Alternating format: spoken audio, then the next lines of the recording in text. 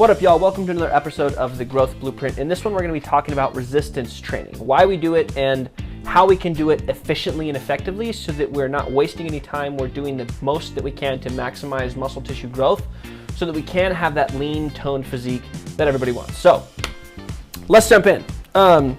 First of all, just to kind of like delineate between resistance training and cardio, there is a difference, right? And so there's a difference. You can't just, so I'll have people in my check-ins with my clients, we'll be like, how many workouts did we do? And I make them differentiate between cardio activities and resistance training activities because they do different things.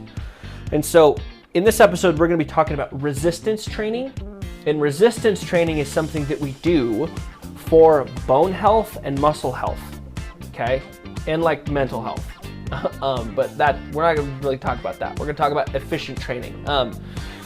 And cardio, we do for our cardiovascular system, okay? Our heart and our lungs and our blood vessels. So cardio does for our heart and our lungs and our blood vessels what resistance training does for our muscles and our bones. So that's the difference, okay? Now, when it comes to why we resistance train for muscle and bone health, and because we want to be toned. And so something that I think a lot of people get wrong is they think that if I lose weight, that's all I have to do, and then I'm going to look the way that I want. This is not the case. Unfortunately, everyone wants to have muscle mass that they can see. And so whenever I'm talking to somebody about weight loss, about building a physique that they like, about looking good, I make sure and explain to them that being toned, right, losing weight and having like a strong body, a body that looks good, a body that makes you feel good, there's two components to this, okay? It's one, not carrying around a ton of excess body fat, and then two, carrying around visible muscle mass, right? And so it doesn't do us any good to remove all of our body fat if we don't actually have any muscle mass to display to make us feel good, right? And so we resistance train so we can build that muscle mass, so that we can be strong, so that we can have that mass, that muscle on our body, so that we have that as an energy source. We can have it to be active, to move around, to be strong, right? That's why we're resistance training, okay?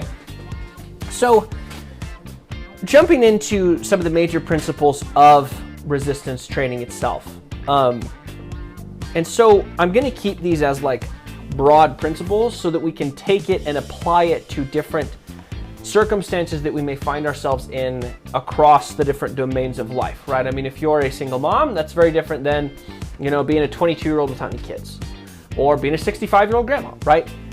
And so we're going to, first of all, talk about the concepts of training efficiently and training correctly.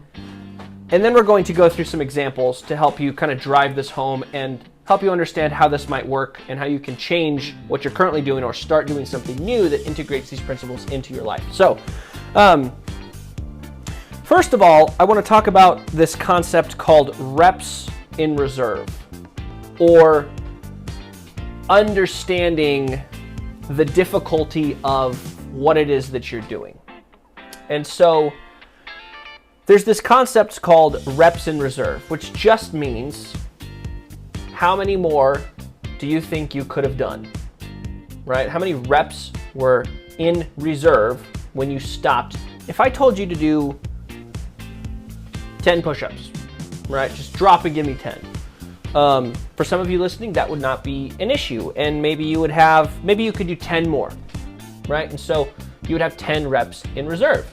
Maybe some of you could do 11, but we stopped at 10. So you'd have one extra rep that you could have done. And maybe some of you wouldn't be able to do 10 push-ups, right? And so then we'd be doing something to failure, okay? And so this idea of reps in reserve is really important because when it comes to doing something that's going to stimulate our muscles to adapt and grow so that they can be that lean tissue that we want them to be, the whole purpose of resistance training in the first place, if we're not hovering in the correct range of difficulty, we're not going to gather any of the benefits of resistance training. And so in the research, what they have found is that anywhere from 0 to 4 reps in reserve is kind of the sweet spot, okay? And so we want to try and be doing movements, sets per se, right? These are the number of times we decide to do a set of movements, right? So if I tell you, okay, I want you to do 3 sets of push-ups, you're going to do as many push-ups as you can, take some rest, that's 1 set. You're gonna do it again, that's your 2nd set. You're gonna do it again, that's your 3rd set, okay? Now, when it comes to reps in reserve, we want to be doing each set 2 4 to 0 reps in reserve. That's how hard we want it to be, okay? Now, you can accomplish this difficulty, right? Maybe you are doing something that's a pretty easy movement, like bodyweight squats, right? Maybe bodyweight squats are something you can crank out like 30 of, and it's burning and you just can keep going, right? To get to 0 to 4 reps in reserve, right, we might have to do a lot and a lot and a lot of reps so we can add weight. Maybe you're gonna hold a bottle of water. Maybe you grab your kid and do it. Maybe you grab some dumbbells, right? So we can increase the difficulty of the thing so that we can get to that 0 to 4 reps in reserve kind of zone, right? And so you can accomplish this by doing more reps or by doing more weight. But the idea is we want to get to the point where we are close to failure, right? We're either at failure and we have 0 reps left in the gas tank, or we only have a couple more reps left in the gas tank. This is where we're going to be stimulating our muscles to have the adaptation that is muscle tissue growth. And just a little side note here, a lot of people think that the gym is where the magic happens. It's not. The gym is the stimulus, okay? The response is muscle tissue growth. You're not growing muscle in the gym. You're destroying your muscles in the gym. And then on your rest days when you're not using that muscle, that's where it is growing, it is healing, it is recovering, okay? And so we want to make sure that the stimulus is good, the stimulus is strong enough to tell our muscles that they need to grow, they need to recover, they need to heal so that we can get stronger, we can build that lean muscle tissue that we want to build. So reps in reserve, to kind of wrap this point up, we need to be doing sets of our exercises that get us close to failure, from 4 reps away from failure all the way up to 0 reps away from failure, which would be failure, okay? Next one, we want to talk about sets per week, okay? So this is also something that they have done a lot of research on, looking at, okay, we know that we need to do sets close to failure. Well, how many of those do we need to do for optimal muscle growth? Great question, I'm glad you asked. So, when it comes to the number of sets that we have to do for maximal muscle growth in a week, it's quite a bit. But the good news is it's kind of like the protein curve, if you've listened to my videos on protein. But we want to shoot for 15 to 20 sets per muscle group per week. 15 to 20 sets per muscle group per week, close to failure, okay? So, right, notice I haven't told you anything about actual specific exercises because it doesn't really matter. It doesn't matter if you're doing the best exercise the wrong way, it's not gonna help. Or you could be doing the worst exercise the right way and be doing much better, right? That's why we're talking about principles, because these are broadly applicable to like everything, right? So, 15 to 20 sets per muscle group per week. Now what do we do? How do we integrate this into things? So what this is telling us is that our muscles work best, or are able to adapt and grow and build themselves best, when they are being pushed close to failure between 15 to 20 times per week. So now we can kind of take this and decide how we want to break this up, right? We could do 15 to 20 sets close to failure on one muscle group, maybe like lower body, right? And we do that all at once in one day. And that's it. That's all we do for our workout. We just hit lower body and maybe we do, you know, body weight squats. Maybe we're in the gym, we're doing back squats, we're doing deadlifts, right? Where we can cycle, we can choose different exercises to do. You can do all a single exercise. It doesn't really matter, but maybe we just crank all 20 sets out, close to failure, 0 to 4 reps in reserve, you know, bang, get it done, all done for the week. Great, that's awesome. Or you can split things up. You can do, maybe you do 3 sets per muscle group for 5 days, 6 days even, right? Maybe you say, okay, I'm gonna do 3 sets close to failure of legs. I'm gonna do 3 sets close to failure of my upper body pushing muscles. I'm gonna do 3 sets close to failure of my upper body pulling muscles. I'm gonna do 3 sets close to failure of my core muscles, right? And I'm gonna do that every day for the next 6 days. That's going to give me 3 sets close to failure for each muscle group every day, which is going to, over the course of the next 6 days, get me in that 15 to 20 sets close to failure per week per muscle group, right? So we can start to mix things up and figure out how we want to build a training program that suits you and your lifestyle and your time and what you're able to accomplish and your expertise, all of these things, right? By focusing on these principles. Okay, now the last thing that I want to talk about before we start getting into examples here is progressive overload.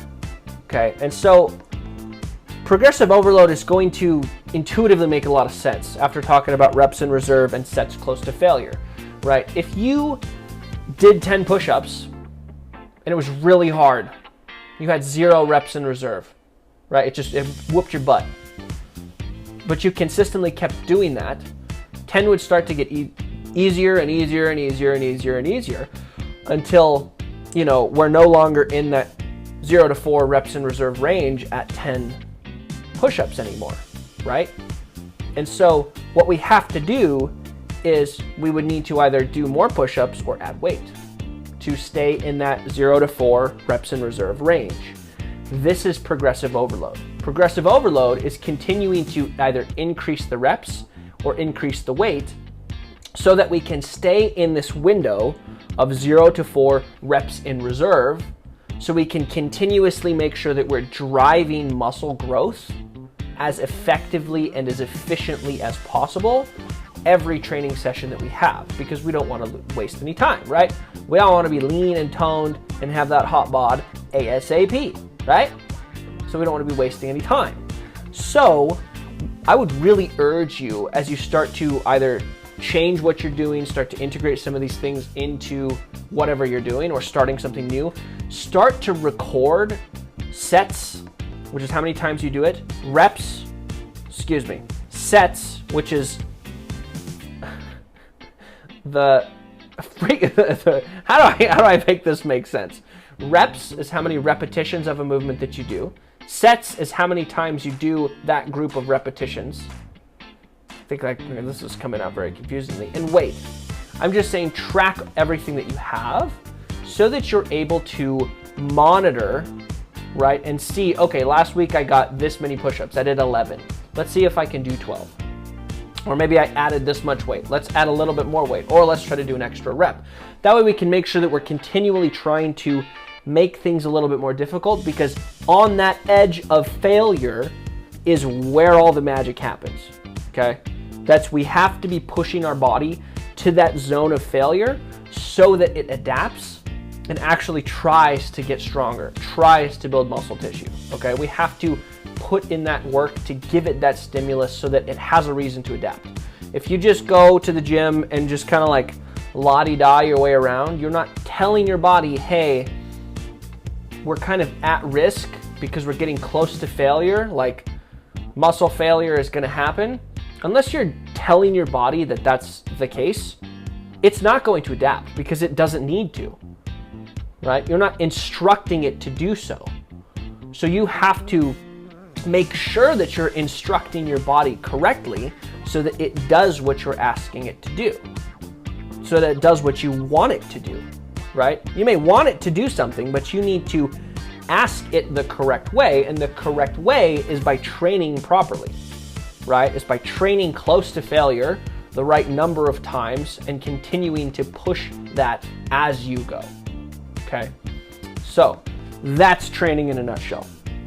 I want to move on to some examples here to kind of help. And I just kind of broke this up into three broad categories, but like 1, you're not resistance training right now. 2, you are resistance training, but you have no idea what you're doing. You're just going in and winging it. And then 3 is you actually have a program that you're following. Okay, this pretty much covers everybody that I've talked to, right? So let's say that you're not resistance training right now. Well, I'm glad you're listening to this because you're about to start. So, for an example, I would say I'm a big fan of starting small. So, twice a week, full body. This is more we want to just get into the habit of doing something consistently. And so, a good way to think about this is we kind of move through the stages of doesn't resistance train to resistance trains but doesn't have a plan to resistance trains and has a plan. Okay, so that's kind of the way that you're going to evolve through this process. And so at its most fundamental, if you're not resistance training right now, we just want to start building the habit of doing some kind of activity that is resistance training and not worry too much about reps in reserve, not worry too much about intensity, not worry too much about like what it is that you're doing. We just want to focus on what is a resistance movement, what is a movement that is me using my muscles against resistance that I'm going to start doing on a semi-consistent basis to start building and creating a habit. And so an example that I have is twice a week, full body. You know, we're doing 5 to 8 sets per muscle group, right? So we're doing 2 to 4 sets twice a week to failure with rapid succession. And so this could be, depending on like if you have any injuries or anything like that, maybe we're doing bodyweight squats and you do bodyweight squats till you can't do anymore, bang, 1 set to failure, and then we do push-ups till we can't do anymore, bang, set to failure, and we do maybe you have something where you can pull against to use your back. You do that, bang, you got a band, you got a bar somewhere, maybe you have some weights that you can do, some rows, and you do that till failure, boom, and then you do that 4 or 5 times. Just whip through it, blow it out, get those muscle groups, hit it. It's quick and easy. It takes 15-20 minutes. You're done. Then you do that twice a week. Okay, that's awesome. That's an amazing start. So you do that twice a week. You do that for a couple weeks. You add a 3rd day, and then maybe add a 4th day, and then boom, easy peasy, right? Maybe you already are resistance training 3 to 4 times a week, but you have no structure and you're just winging it. Okay, this would be my recommendation for you. First of all, figure out, okay, how are you going to get 15 to 20 sets per muscle group per week? Okay, so this is where you might have to sit down and say, okay, I'm doing this twice a week, I'm doing this once a week. How are you going to make sure that you're getting 15 to 20 sets per muscle group per week? Okay, and now as you do this math, compound movements count for all the muscles that they're using. Okay, so like if you're doing squats are quads, glutes, hamstrings, like it's the whole thing. Okay, if you're doing bench press, it's chest, it's triceps. You know, if you're doing pull-ups, it's back and buys. Like those count for multiple muscle groups. Okay, so start to figure out, okay, how am I going to actually get 15 to 20 sets per muscle group per week? Am I going to do it all at once? Am I going to split it up into multiple days? What does that look like? Okay, and then next you need to figure out what combination of weight and reps puts you in this 0 to 4 reps in reserve category, right? So that we can actually start pushing our body to that point of being close to failure, so we're driving the correct adaptations in our muscle tissue. Okay, and then lastly, start tracking all that stuff so that you can monitor your progress and see how you're doing. Now, if you're on a program, you have a structure, you're following a plan, you're tracking your weights and reps, but you're not seeing the progress that you want to see, okay, this is where you might actually have to go further and start to look at things like recovery. You might have to start to look at things like maximum adaptive volume, maximum recoverable volume, and some of these like higher level concepts of training itself to start seeing more of that progress. But that is not most people. Most people, as a matter of fact, I don't think I know anyone in the 3rd category. Yeah, I don't know anybody in the 3rd category, so probably not applicable to you. Probably you're best off either starting your resistance training or just starting to pay attention to sets and reps and weights over like the summary of a week. So yeah, that is resistance training in a nutshell. Hope that opened up some eyes. Hope you learned something from that. As always, your time is your most valuable resource, and so if you spent that with me today, I greatly appreciate it, and I hope that I made it worth your time. And if I did, I would really appreciate it if you would leave a review on the show. Leave it a 5-star, please. If you don't like it, I don't know what to tell you.